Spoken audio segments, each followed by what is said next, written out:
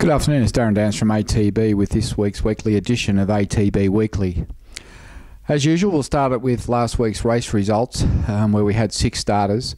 Started with Friday at Geelong, where we had Hectorius go round. His run was an absolute shocker, and we were very concerned post-race with the health of that horse, but after having been checked out by the physio and having him checked out at Ballarat by the vets, we found that he's got a very bad hamstring strain or tear behind, and I had a look at it with the vet on Thursday, and he was very, very sore up high behind. So I've brought him home, and we need to give him a bit of rest and a bit of post-treatment, and he'll be back next prep, and he's a lot better than that, and I'm pleased that it's only a hamstring injury. We then went on to Rue Maple, where I went on to Moonee Valley, where I lucked in continue much better with Rue Maple finishing down the track. And what a great mare she's been. And the decision was made this week to retire her and send her to stud.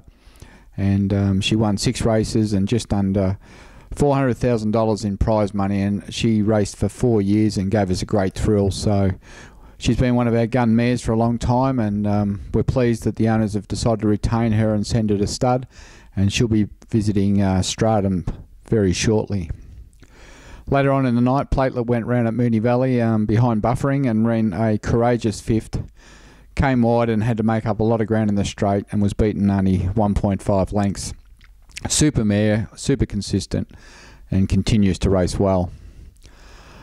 On Sunday, we went across to Caulfield, and Mumbai was in a 0-89, which is a big step up for a filly that I guess it won a maiden at Ballarat and ran second at Kilmore, but Peter Moody wanted to race her at Caulfield in a 0-89, and just to give her the education of a run at Caulfield, and she ran really well. She hit the line okay and ran 4th, and she's back here in the paddock as well, so she'll have 4 to 6 weeks off, and we look forward to her developing into a nice staying filly next autumn.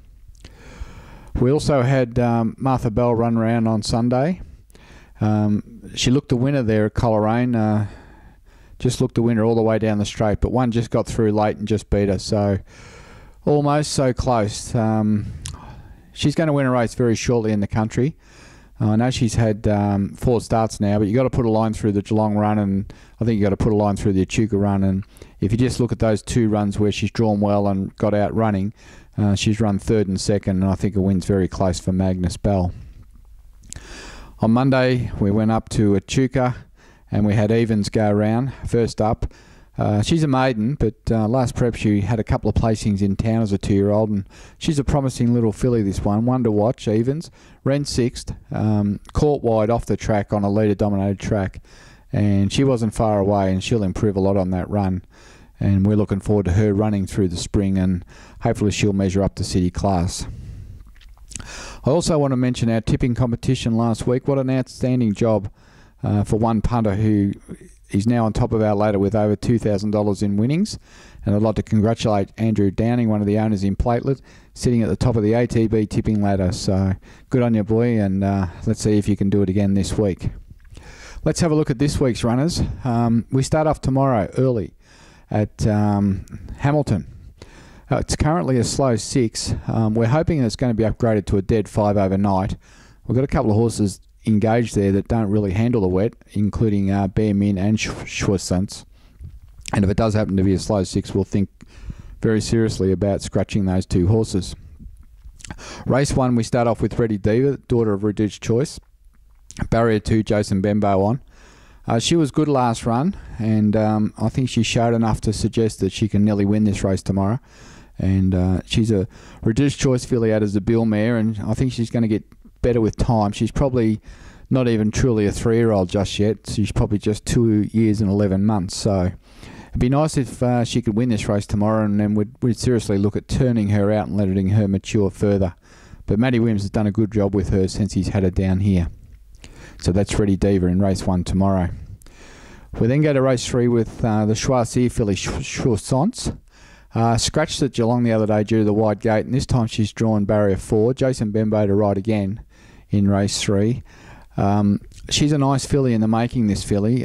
Big stride and chestnut, and look out for her to be hitting the line very strongly at Hamilton on Friday. I think she's another one with a great chance.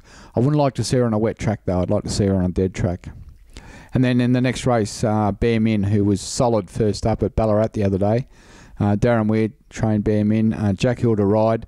Once again, a nice barrier in barrier 3. And I think she'll run a bit of a race tomorrow. In fact, I'll go out on a limb and say I'll be surprised if she doesn't win this race. I know Darren thinks she's probably just one more run away, but I think she's got a bit of class, this mare. I had a look at her at the stables on Thursday morning when we were at the trials, and she's just a ball of muscle, and she's very strong in front and behind, and I think she's going to measure up into a really nice horse. She's a daughter of Barely a Moment, and his stock are running well, but they don't go any good on wet tracks. On Saturday, we've got 2 runners, one at Flemington, Unusual Suspect in, I guess, the 2,500 metre Bar Cummings. Brad Ruler goes on. He's drawn barrier 10. There's already one scratching, so he'll come out of 9. Look, he's $41. Exceptional, he's been well back. She's into 3:30, and her run was great last start, and she'll be certainly hard to beat.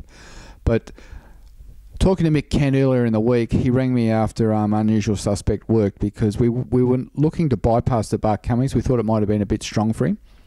But Mick was delighted with the way the horse worked on Tuesday morning, and with a little bit of rain about on Saturday, we're expecting up to 10 mils down here. He gives him a really solid chance to see the real Unusual Suspect. He's third up. He's over 2,500. He's fit enough now. He needed that run the other day, and he jarred up late. And I think you'll see him bounce back into calculations, because we are trying to win a race with him, and we need to do so if we want to have a crack again in the Melbourne Cup this year. Then we go up to Darwin. Rock Jester's engaged with Jason Manning and Vanessa Arnett to ride. He's drawn barrier 1, and we're stepping him up to 1,200 because he's been getting burnt off early, and he's got a good 300 metre sprint. But by the time he tacks on and then makes a bit of a run, his runs come to an end. So we're hoping at 1,200 they'll go a little bit slower. He can be tacked off the back of them, and then he can make his run for the last 300. And hopefully that's good enough to get over the top of these horses. So Rock Jester in race 4 at Darwin on Saturday evening. We don't have any runners on Sunday. The races are spread far and wide. I think it's Benalla or Bairnsdale. So we get a day off on Sunday. And then on Monday, we're up to Donald with just 2 starters. Race 1, a first starter by Dahir, East Star, with Ryan Maloney to ride. An impressive trial winner back in July, and you may well have seen that trial on YouTube. She's by Dahir at a Royal Delago. We gave her another trial last week, and she was solid at Coleraine. We just gave her an easy trial. And she's shown a bit, this filly. Matthew Williams got a bit of opinion of her, and we're looking forward to her having her first race start on Monday at Donald, East Star. And my old favourite, Kaltara, goes around in race 8 with Jack Hill on, drawn barrier 1. As you know, she's been a bit of a handful, this filly, and maybe we're kind of running out of patience with her. But look, we'll ride her back and see if she can hit the line. Donald's a very good track for that. It's got a nice long straight and good cover of grass, 400 metre run in, and she'll get every chance to mow them down late if she's going to do it. If she doesn't win on Monday, I think we might be out of patience and she might be off to the breeding barn. So that's Kaltara on Monday. I guess for the week, the ones that I like, I think Ready Diva and Bear Min are great chances on the weekend, and I expect East Star to run really well on Monday as well. In other news, obviously we've got our 2 imports down at Werribee, and we've spent a fair bit of time down there over the last week. I'm pleased to say that both Jackalbury and Tacta Bastron have travelled well, and they probably got a shock when they got off the plane, and it was only 4 or 5 degrees, but both trainers have reported the horses are doing really well.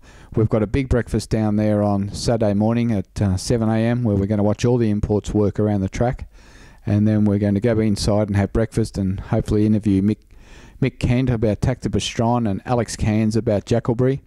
And then we've got Dean Elliott from Centrebet coming in to give us all the form and all the late mail on these imports and show us his market for the Melbourne Cup, and hopefully steer us into a winner or two for both Saturday and for the internationals.